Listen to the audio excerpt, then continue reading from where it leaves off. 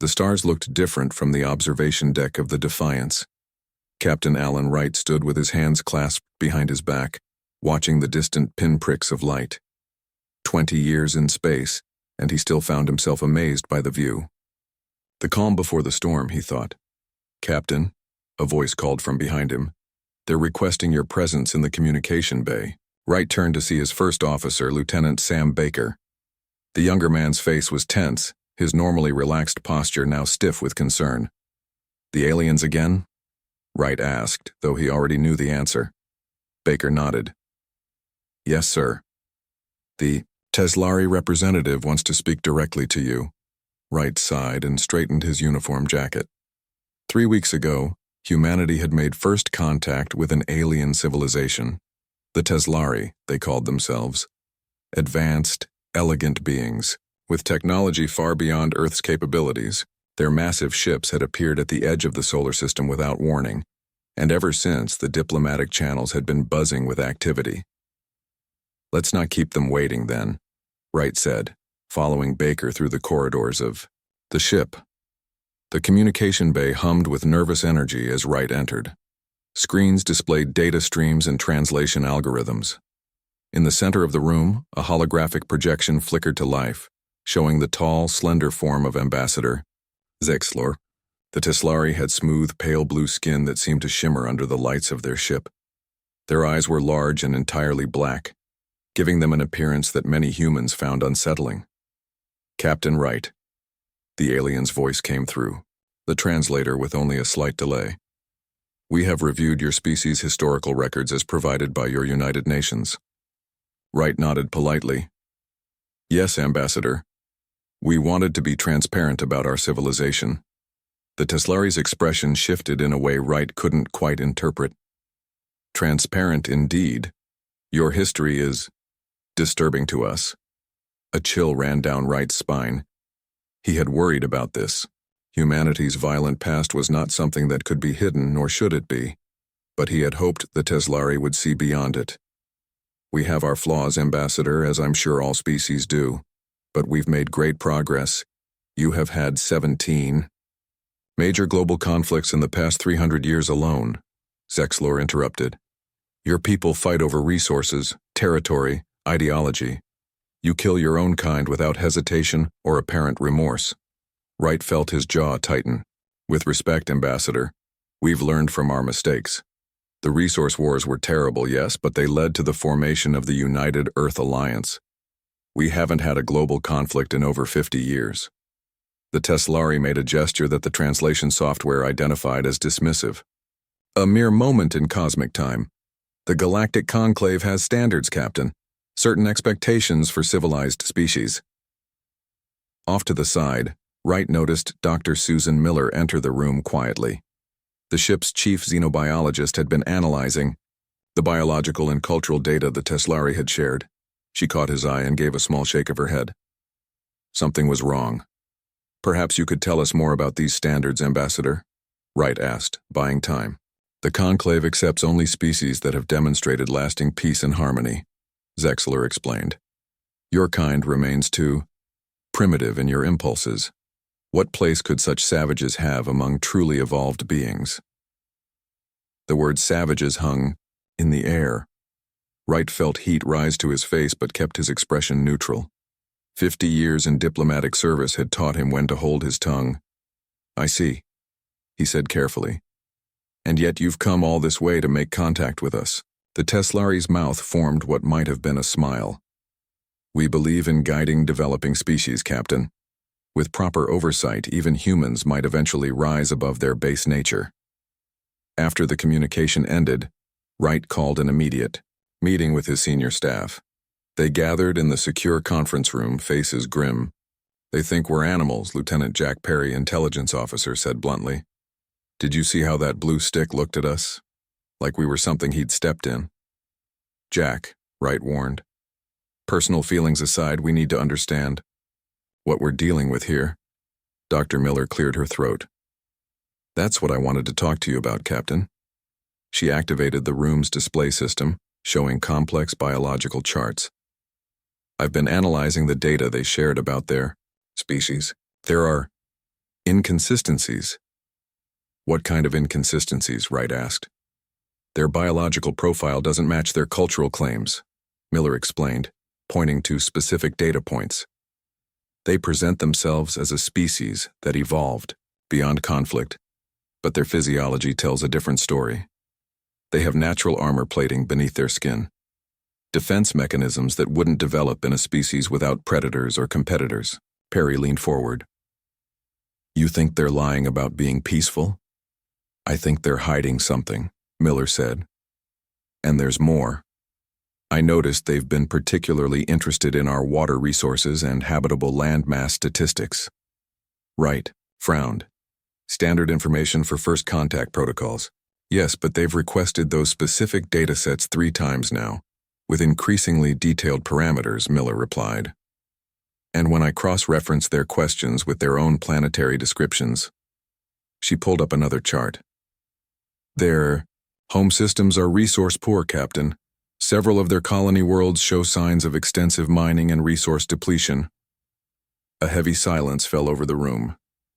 You think this is about resources, not diplomacy? Wright asked quietly. I can't be certain, Miller admitted. But combined with their dismissive attitude toward us, the communication system chimed, interrupting their discussion. Captain, the voice of the communications officer came through. We are receiving a transmission from Earth. The Teslari representatives have addressed the United Nations General Assembly. Wright's stomach tightened. Put it through. The main screen flickered to life, showing the UN hall. Ambassador Zexelor stood at the podium, facing the representatives of Earth's nations. His voice was smooth, confident. Therefore, the Galactic Conclave offers Earth conditional membership in our alliance. Under our guidance, humans may eventually earn full standing among civilized species. However, given your savage history and continued aggressive tendencies, certain restrictions must apply. The camera panned to show the faces of Earth's leaders, some angry, others worried, a few seemingly impressed by the alien presence. They're offering us membership? Baker asked, confused. Wright watched the screen, a cold feeling spreading through his chest. No, he said slowly. They're offering us subjugation, dressed up as opportunity. On the screen, Zexler continued listing conditions: restricted space travel, limited weapons development, Teslari oversight of Earth's resource management, all justified by humanity's savage nature. Wright looked around at his crew, men and women who had dedicated their lives to exploration and peaceful contact with other civilizations, people who represented the best of humanity's curiosity and courage. They called us savage, he said quietly. I think we need to find out why and what they're really after. Lieutenant Jack Perry moved silently through the lower decks of the Teslari diplomatic vessel. He wasn't supposed to be there. No human was. But after 3 weeks of watching the aliens talk down to his species, he needed answers that wouldn't come through official channels. The Teslari ship was eerily quiet. Their technology didn't hum or vibrate like human engines. Everything was smooth, efficient, and cold. Just like their owners, Perry thought. He found the data terminal exactly where their intelligence had predicted it would be. The Teslari might think humans were savages, but they had underestimated how quickly humans could learn alien systems. Perry plugged in the device Dr. Miller had created, a universal data reader modified to work with Teslari tech. He held his breath as the small screen lit up with alien symbols that slowly transformed into English text. Come on, he whispered to himself. Show me what you're hiding. Back on the Defiance, Captain Wright sat in his quarters, reviewing reports from Earth. The situation was tense. Many world leaders were eager to accept the Teslari's generous offer of membership in their alliance. The promise of advanced technology and protection was tempting, especially to nations that had suffered during the resource wars. His door chimed. Enter, Wright called. Dr. Susan Miller stepped in, her face pale. Captain, I've been analyzing samples from the Teslari diplomatic team.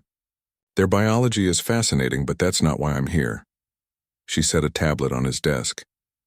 I've found patterns in their behavior that match predatory species, not diplomatic ones. Wright frowned. Explain. They're assessing us, sir, not as equals, or even as students, but as, she hesitated, as resources. Their questions, their scans of our planet, they're categorizing Earth's value. And they've done this before. Wright picked up the tablet. You have evidence? I cross-referenced their biological data with the star charts they provided. Some of those systems they claim as allies have radiation signatures consistent with strip mining operations.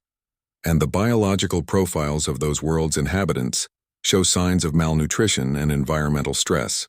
Wright's communicator buzzed before he could respond. Captain, Lieutenant Perry is requesting emergency secure communication from the Teslari vessel.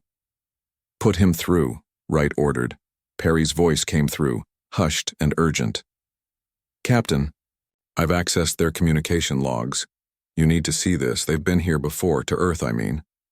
300 years ago during our Industrial Revolution. Wright exchanged a shocked look with Miller. They never mentioned previous contact. Because they decided we weren't ready yet, Perry explained. Not ready for harvesting. They've been monitoring us, waiting until we developed enough to be useful but not enough to be a threat. Send what you have and get back to the ship immediately, Wright ordered. There's more, sir, Perry continued, his voice dropping even lower. They've done this to dozens of worlds. They approach with offers of alliance, then slowly take control of resources, territory, eventually the entire planet. They're not diplomats. They're colonizers. On Earth, diplomat Olivia Reeves sat through another condescending presentation from the Teslari representatives. As a senior member of the Earth Alliance Diplomatic Corps, she had attended every meeting, watched every interaction. Something wasn't adding up. During a break, she approached a representative from the Centauri system, a small, nervous alien who had arrived with the Teslari delegation as an example of successful integration. Your people joined the Teslari Alliance 50 years ago, correct? Reeves asked casually. The Centauri looked around as if checking that no Teslari were nearby. Yes, we had little choice. What do you mean? The alien hesitated, then spoke quickly. They came with the same offers they've given you: technology, protection, membership. Then came the resource quotas. Then the population controls. Now we mine our own world for them, living on rationed supplies while they take the rest. Its large eyes blinked rapidly. Don't trust their words, human. They see your oceans and forests like you would see a bank, vault full of gold. Before Reeves could ask more questions, a tall Teslari approached and the Centauri scurried away. That evening, Reeves made contact with the Defiance. Captain Wright listened to her report with growing concern. The Centauri. Representative confirmed what we found, Wright told her. The Teslari aren't looking for allies. They're looking for new territory and resources. But why the deception? Reeves asked. With their technology, couldn't they simply take what they want? Dr. Miller, who had joined the call, shook her head. That's what I've been trying to understand.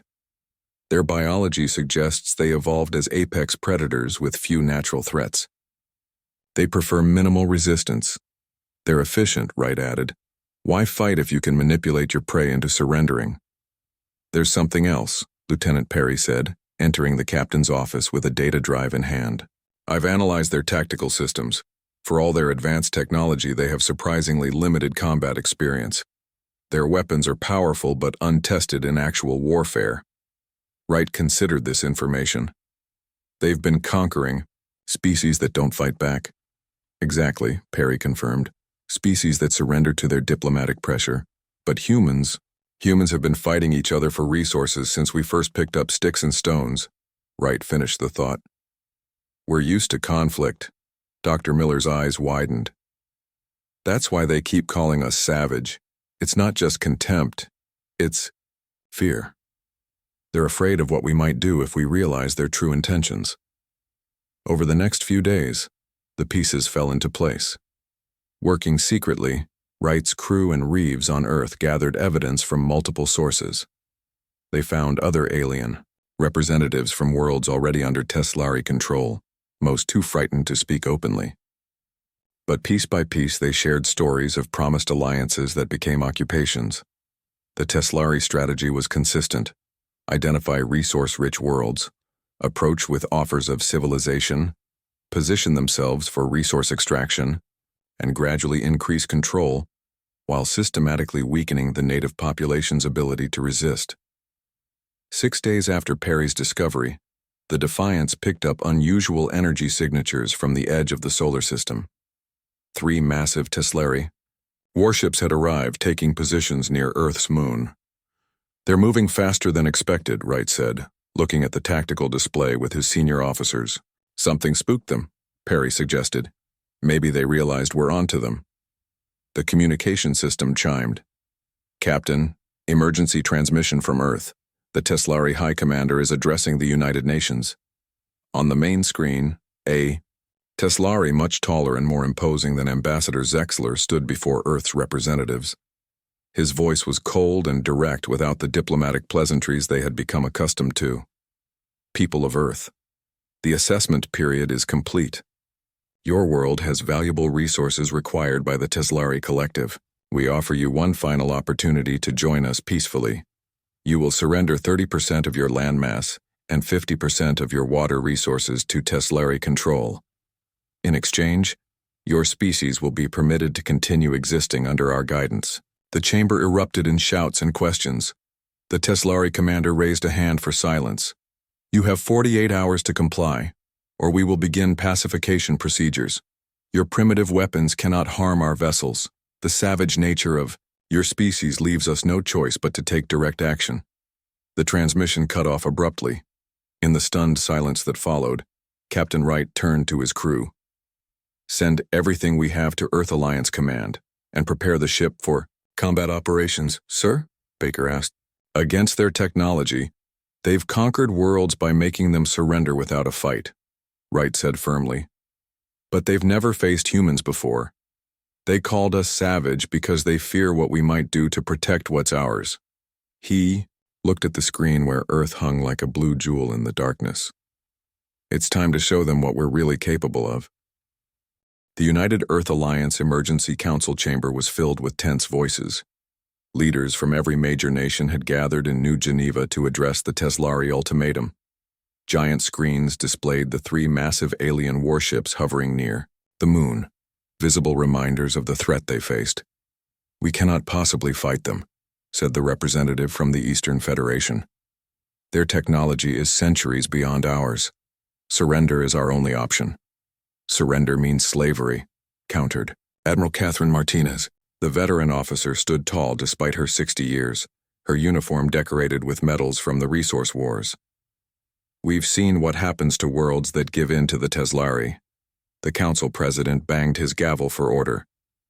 "Captain Wright of the Defiance has gathered critical intelligence. His ship is approaching Earth now. We will hear his report before making any decisions." Captain Wright entered the chamber an hour later. He looked tired but determined. With him came Dr. Susan Miller, Lieutenant Jack Perry, and diplomat Olivia Reeves. They took their places at the presentation platform. "Ladies and gentlemen," Wright began, "what I'm about to share will change how you see our situation." He nodded to Perry, who activated the main display. "The Teslari are not what they claim to be," Wright continued. "They are not peaceful ambassadors, offering membership in some grand alliance. They are systematic conquerors who have stripped dozens of worlds of their resources." Murmurs spread through the room as evidence appeared on screen. Intercepted communications, biological analyses, testimonies from representatives of conquered worlds. Dr. Miller stepped forward. "My analysis of Teslari biology reveals something crucial. They evolved on a world with few natural predators or competitors. Their species never developed the adaptations that come from true struggle." She displayed comparative charts of human and Teslari physical capabilities. "Humans evolved as persistence predators. We can endure pain, adapt to changing conditions, and improvise solutions in ways the Teslari cannot understand. What they call our savage nature is actually our greatest strength." "But their weapons," someone called out. "Their ships could destroy our cities in minutes." Lieutenant Perry took over. "Yes, their technology is advanced, but their tactical systems show a critical weakness." He highlighted sections of the intelligence he had stolen. The Teslari rely on a rigid, hierarchical command structure. All decisions flow from the top down, with little room for individual initiative. Their ships are powerful, Wright added, but they've never been tested in actual combat against a species that fought back effectively. They rely on intimidation, not battlefield experience. Are you suggesting we can win a war against them? The council president asked skeptically. I'm suggesting we can show them that conquering Earth will cost more than they're willing to pay, Wright replied. The Teslari are essentially bullies. They pick targets they know won't fight back. We need to prove we're not that kind of target. Admiral Martinez stood up. I've reviewed Captain Wright's tactical assessment. We can't match their firepower, but we can use our strengths against their weaknesses. She walked to the platform and brought up a strategic display. The Teslari expect us to either surrender or attempt a direct confrontation their superior weapons would easily win. We won't do either. What do you propose? Asked the council president. Operation Guardian, Martinez replied. A multi-layered response that plays to human strengths, adaptability, unpredictability, and our drive to protect what we love. For the next hour, Wright, Martinez, and the others presented their plan. It wasn't a conventional defense strategy. It involved deception, misdirection, and psychological warfare alongside carefully planned military actions. The Teslari think of us as savages, Wright told the council as the presentation concluded. Let's show them that they've misunderstood what drives that so-called savagery, our need to protect what we love. The vote was not unanimous, but the majority supported Operation Guardian. As the council dispersed to implement their roles, Wright pulled Admiral Martinez aside. There's one more thing we need, he said quietly.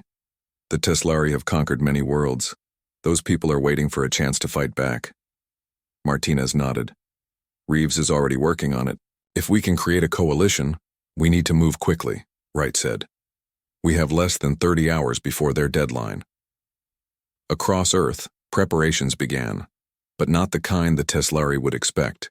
There were no massive military mobilizations, no obvious defensive positions being established.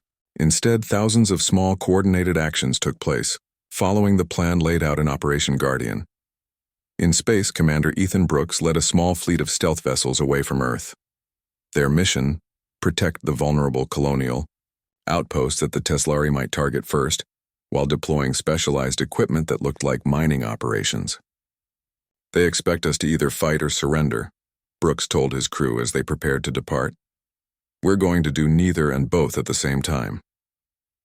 On Earth, Dr. Miller worked with a global team of scientists, analyzing everything they knew about Teslari biology. They've never faced a serious biological threat, she explained to her team. Their immune systems are untested against certain compounds that are harmless to humans. Lieutenant Perry coordinated with intelligence agencies worldwide, creating a massive disinformation campaign. The Teslari rely on clear chains of command, he told his team. We're going to give them so many contradictory signals they won't know what's real anymore. Meanwhile, Diplomat Reeves made secret contact with representatives from worlds already under Teslari control. Your people have suffered under their rule, she told them via secure channels. Help us fight back, and we'll help you regain your freedom. 24 hours before the Teslari deadline, Captain Wright returned to the Defiance. The ship had been modified, its systems adapted based on what they had learned about Teslari technology. All sections report ready, Captain, Lieutenant Baker informed him as he took his seat on the bridge. Good, Wright replied. Begin broadcast on all frequencies, including the ones the Teslari think we don't know about. On the main screen, the Teslari flagship appeared, enormous and intimidating. Wright straightened his uniform and faced the camera. This is Captain Alan Wright of Earth. I'm responding to your ultimatum. The image shifted to show the Teslari High Commander, his black, eyes cold and unreadable. You are wise to surrender, human, the alien said. Wright smiled slightly. I'm not contacting you to surrender. I'm contacting you to offer you a chance to withdraw peacefully. The Teslari's expression shifted in what might have been surprise or amusement. You have no weapons that can harm us. Perhaps, Wright acknowledged. But I think you've misunderstood something fundamental about humanity. You call us savage because we fight. You think that's our weakness. It's not. He leaned forward. Throughout our history, humans have fought fiercely for one reason above all others: to protect what we love, our families, our homes, our world. Sentimentality will not save you, the Teslari commander said dismissively. It's not sentimentality that you should worry about, Wright replied. It's what that love makes us capable of. You've conquered worlds that surrendered without a true fight. You've never faced an enemy who would rather die than submit. We will not give you our world, not 1 inch of it. And we are not alone. Wright nodded to Perry, who activated a secondary transmission. Suddenly, the communication included voices from a dozen other species, representatives of worlds under Teslari control, all openly declaring their intent to resist. For the first time, the Teslari commander looked unsettled. This changes nothing. The deadline remains. After that, we begin pacification. We'll be ready, Wright said simply, and ended the transmission. As the screen went dark, Baker turned to him. Do you think they believe us, sir? It doesn't matter if they believe us, Wright replied. What matters is that they doubt their own assumptions. For the first time, they're facing an enemy they don't understand. He looked at the tactical display where the plan for Operation Guardian was laid out in detailed sequences. They called us savage, Wright said quietly. Let's show them why. The deadline passed. The Teslari ships moved into attack positions above Earth's major cities, their weapon systems powered up, creating an eerie blue glow visible even from the ground. Millions of people looked up at the sky in fear, but the expected destruction didn't come. Instead, the Teslari High Commander's voice boomed from communication systems worldwide. People of Earth, you have refused our generous offer. Now you will witness the consequence of your savage stubbornness. The largest Teslari warship fired a single beam of energy at an uninhabited island in the Pacific Ocean. The blast created a crater 2 miles wide, a demonstration of power. This is your final warning, the Teslari commander continued. Surrender your resources or face complete destruction.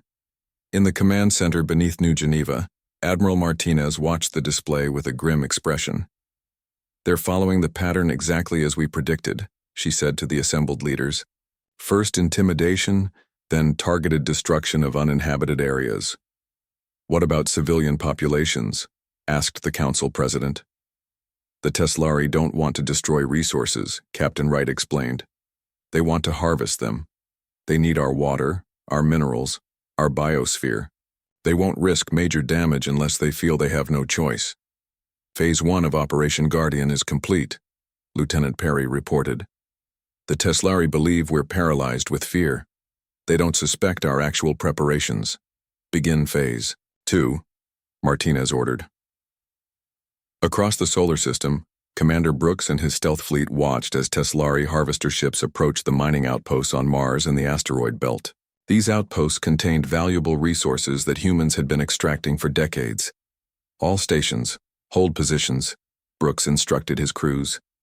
Let them take the bait. The Teslari harvesters moved in, expecting no resistance. The human mining platforms appeared to be abandoned, their crews supposedly evacuated back to Earth. As the alien ships attached to the platforms to begin resource extraction, Brooks gave the signal. Activate the defense systems. Now. Throughout the solar system, the mining platforms came to life. Not with conventional weapons the Teslari could easily defeat, but with the mining equipment itself. Drills, cutters, and crushers designed to break apart asteroids now turned against the Teslari ships. The harvesters, built for collection rather than combat, found themselves trapped and being torn apart by industrial equipment they had dismissed as primitive. Send the signal to Earth, Brooks ordered as the operation unfolded. Phase 2 successful. Back on Earth, Dr. Miller received the confirmation and turned to her team. It's working. The Teslari are being caught off guard. Begin Phase 3. In laboratories around the world, scientists released specially designed communication scramblers. These devices didn't attempt to jam the Teslari transmissions directly. Such attempts would be easily defeated by their superior technology. Instead, they flooded the Teslari frequencies with thousands of contradictory human communications, false surrender messages, fake attack plans, panicked civilian chatter, all carefully crafted to create confusion. Lieutenant Perry monitored the effect from his station. The Teslari command structure relies on clear orders from the top. Their ships are hesitating, waiting for confirmation. In space, the Teslari fleet experienced something they had never encountered before: uncertainty. Their rigid hierarchy didn't allow for individual initiative. Ship captains waited for orders from their commander, who was struggling to determine which human communications were real. On the bridge of the Defiance, Captain Wright received updates from all fronts. The Teslari are slowing their advance. Their command structure is getting bogged down in confusion. He turned to his communications officer. "Connect me with Diplomat Reeves." Olivia Reeves appeared on screen. She was no longer on Earth, but aboard a small diplomatic vessel approaching the Galactic Conclave, the governing body the Teslari claimed to represent. With her were representatives from 5 other species who had suffered under Teslari rule. "We're nearly there, Captain," she reported. "The Alliance is holding. The Centauri have provided access codes to the Conclave chambers." "Do they suspect anything?" Wright asked. "The Teslari have always kept the Conclave isolated from their conquests," Reeves explained. "They never imagined their victims would work together or reach the Conclave directly. We have the element of surprise." While humanity fought for survival, Reeves and her coalition reached the heart of galactic politics, a massive space station where representatives from truly peaceful civilizations gathered to govern interstellar relations. The Teslari had manipulated this body for centuries, presenting themselves as benevolent guides while hiding their true colonial nature. "The conclave session begins in 1 hour, Reeves told Wright. "We'll present our evidence then." "Good luck," Wright replied. "We'll keep the Teslari occupied here." Phase 4 of Operation Guardian began as the Teslari commander, frustrated by the confusion and unexpected resistance, ordered his ships to begin targeting Earth's military installations. But as they moved into position, they encountered another surprise. Earth's defensive systems weren't trying to shoot down the Teslari ships, an impossible task against their advanced shields. Instead, thousands of small automated drones swarmed the alien vessels. These drones didn't carry weapons but specialized scanning equipment. "They're mapping the Teslari ship's energy signatures," Dr. Miller explained to Admiral Martinez as they watched the operation unfold, finding patterns, weaknesses, frequencies.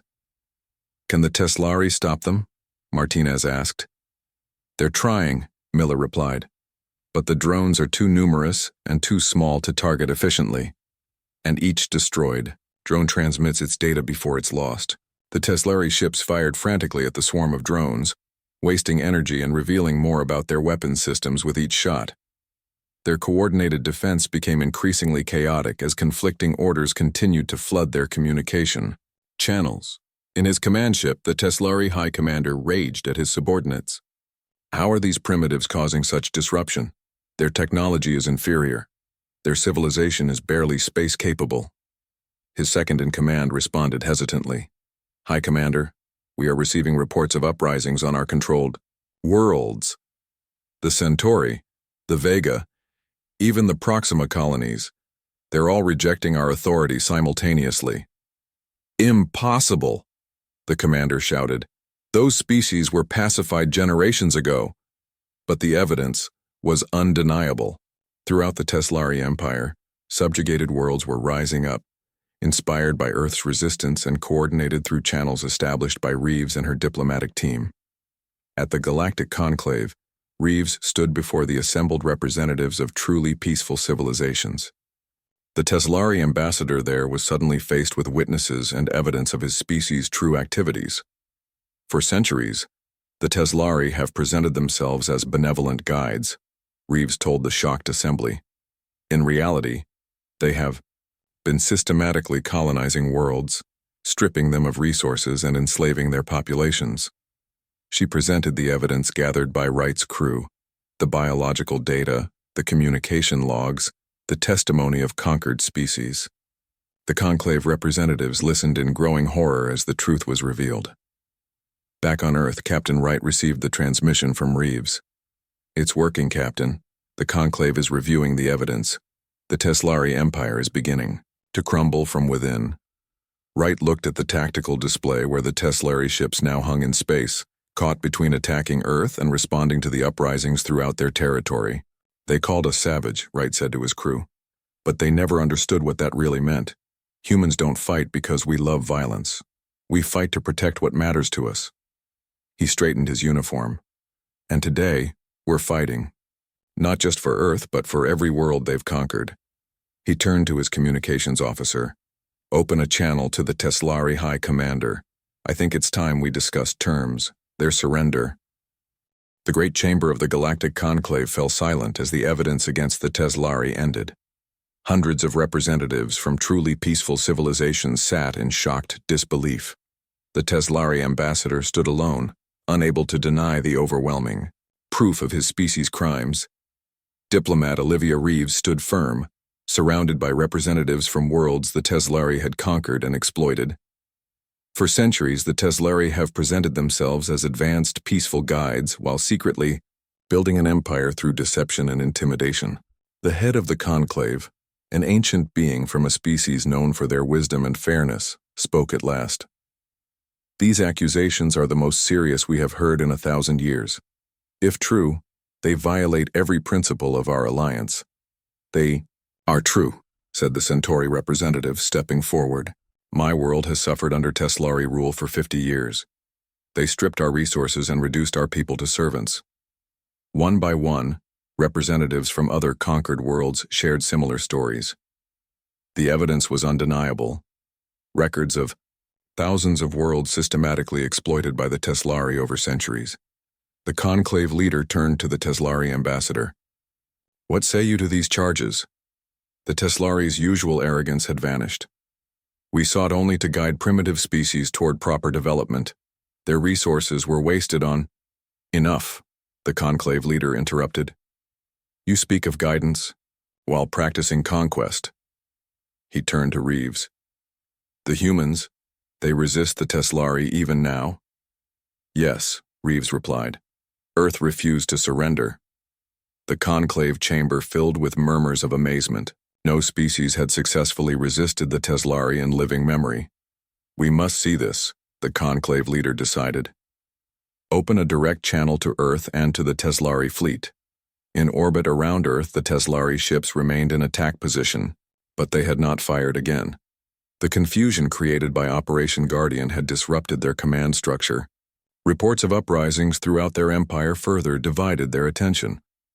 On the bridge of the Defiance, Captain Wright received the communication from the Galactic Conclave. "This is unexpected," he said to his officers. "But it works in our favor." The main screen activated, showing a three-way communication between the Conclave chamber, the Defiance, and the Teslari command ship. The Teslari High Commander appeared furious. "This human deception changes nothing. We will take Earth by force if necessary." "High Commander," the Conclave leader said, "your deception has been exposed. The Conclave has seen evidence of centuries of Teslari violations against dozens of worlds." "We owe the Conclave no explanations," the commander snapped. "Earth's resources belong to us now." "Why?" Wright asked simply. The question seemed to confuse the Teslari commander. "What? Why do Earth's resources belong to you?" Wright repeated. "Because you want them? Because you have bigger ships?" "Because we are advanced," the commander declared. "Primitives must be guided by superior beings." Wright shook his head. "You keep using words like primitive and savage to describe us, but I don't think those words mean what you think they mean." The captain stood up, facing the camera directly. "You call us savage because we fought wars over resources and ideology. But those conflicts taught us something you never learned, how to become better than we were. Every human war led to understanding, to growth, to change." On screens across Earth and throughout the galaxy, people watched as Wright continued. Humans don't fight because we love violence. We fight to protect what we love, our families, our homes, our world. And yes, that makes us dangerous when threatened. The Teslari commander scoffed. Pretty words cannot hide your primitive nature. Our nature isn't the problem, Wright countered. Yours is. You evolved without real challenges. You never had to fight for your existence or learn from your mistakes. So you became bullies who take from others because you never developed the wisdom to create sustainable solutions. In the conclave chamber, Reeves saw the effect Wright's words were having on the assembled representatives. Many nodded in agreement. High Commander, the conclave leader said, the Teslari are hereby ordered to withdraw from Earth space immediately and to release all controlled worlds from your authority. You have no power to command us, the Teslari leader shouted. Perhaps not alone, the conclave leader acknowledged. But the conclave does not stand alone anymore. He gestured to the representatives of formerly subjugated worlds who stood with Reeves. These worlds are now under conclave protection, as is Earth. Admiral Martinez's voice came through on a private channel to Wright. Captain, the Teslari fleet is powering weapons. I think they're going to attack despite the conclave's order. Wright nodded. They're cornered. Bullies always lash out when exposed. He opened the channel again. High Commander, before you make a terrible mistake, there's something you should know. The tactical display on the Defiance showed the Teslari ships moving into attack formation. While we've been talking, Wright explained calmly, the data gathered by our drones has been analyzed by Earth scientists. We now understand how your shield systems work and how to disrupt them. The Teslari commander laughed. Impossible. Your primitive technology cannot affect our shields. Ordinarily, you'd be right, Wright agreed. But Dr. Miller discovered something interesting about your technology. It's advanced, but it's never adapted to outside threats. It has weaknesses you never needed to fix because no one ever fought back effectively. On Earth, Dr. Miller and her team activated the system they had developed based on the drone data. It wasn't a weapon in the conventional sense. It was a precisely targeted energy field that created resonance in the Teslari shield systems. In space, the shields around the Teslari ships began to flicker. What is happening? The Teslari commander demanded as warning alarms sounded throughout his vessel. We're not trying to destroy your ships, Wright explained. We're giving you a choice. Leave peacefully or stay and find out what happens when you push humans too far. Throughout the galaxy, on worlds long controlled by the Teslari, people rose up against their oppressors. The carefully constructed empire began to crumble as the truth spread. The Teslari commander looked at his failing systems, at the reports of rebellions across their territory, at the united front presented by the Conclave and Earth. For perhaps the first time in his species' history, he faced a fight he could not win. Stand down, he ordered his fleet. Withdraw from Earth space. The massive Teslari warships powered down their weapons and began moving away from Earth. A cheer went up in the command center beneath New Geneva as Admiral Martinez confirmed the retreat.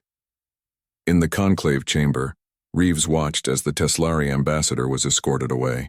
The conclave leader approached her. Your world has done something remarkable today, not just saving yourselves but freeing dozens of other species. We just showed them the reason we fight, Reeves replied simply. 3 months later, Captain Wright stood on the observation deck of the Defiance watching Earth grow smaller as the ship headed out toward the stars. The newly formed Galactic Alliance had invited Earth to send representatives to help establish a more just system of interstellar governance. Lieutenant Baker joined him at the viewport. Still thinking about what they called us, sir? Savages? Wright smiled slightly. They weren't entirely wrong, you know. Humans can be savage when threatened. But they never understood that our capacity for fierceness comes from the same place as our capacity for compassion. He watched as Earth became a blue dot among the stars. In the end, Wright said, we're not defined by our capacity for war, but by what we choose to protect. That's the lesson humanity offers to the stars.